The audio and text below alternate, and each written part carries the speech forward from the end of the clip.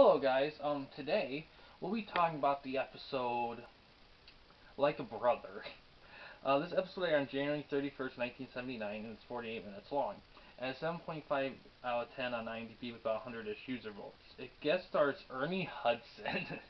Ernie Hudson is in this episode, a very early role for him. And of course we know him from stuff like the Ghostbuster movies. And it's directed by Reza Badi, I think that's pronounced it, and he directed Mission Impossible TV series. So this episode is kind of him back in the day.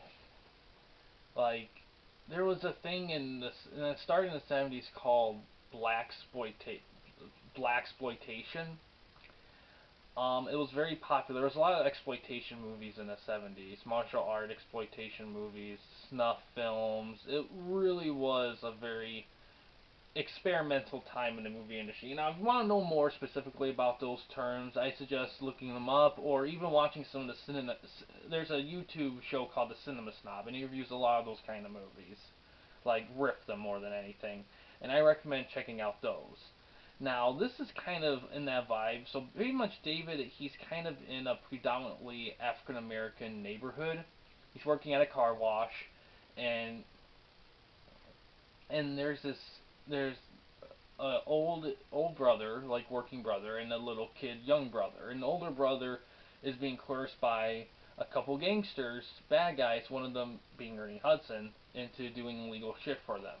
And he's trying to refuse, but with money piling up bills, and the little brother has a diabetes, so he needs insulin, and it's expensive. He's in a crossroads, and that's where David comes in and saves the fucking day. it's it. What I love about this episode is that it really the best Hulk episodes usually make you feel for the guest starring characters, and you do for this one. The guest starring characters in this, they are relatable, and it is a good dilemma to, and they do. This is a thing that I mentioned before that the Hulk show usually does well, not always, but usually does well. Is like the human dilemma. Do I do a wrong to justify a right? What does that make me? What will happen if I do this? What will happen if I don't do this? And David's kind of the guiding light in through that scenario. And every once in a while interjecting and hulking out and smashing things. That's kind of what happens here.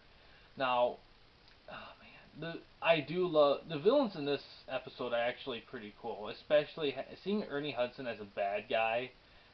It's pretty fun. I love it. It's fun seeing him be a bad guy in this. Sorry, I thought the camera stopped for a second. I was like, oh shit. But yeah, definitely a solid episode. I definitely recommend it. And a reason why I mentioned the black exploitation move earlier during this time is that it definitely has that vibe. Because I feel you can a lot of these episodes are episodes that have kind of a background theme like football or farming or firefighter or the press. This is black exploitation. It's kind of that, and it was popular then. That kind of those movies, that atmosphere. A lot of African American actors were becoming popular during this time, I believe. Don't take my word for these things. I'm just kind of going off my base knowledge of movies. I there's it, but it, that's really when filmmaking was becoming more diverse and more explorative, and that's when people of all kinds of backgrounds and races, they, were starting to get more notice. Because, segregation was a thing for a very long time, and that kind of stifled things for a bit. But '70s was when it was starting to explode. And now, yeah. This episode was kind of a product of that time, but it's a great product of that time. Because it's a great episode, it's a solid episode.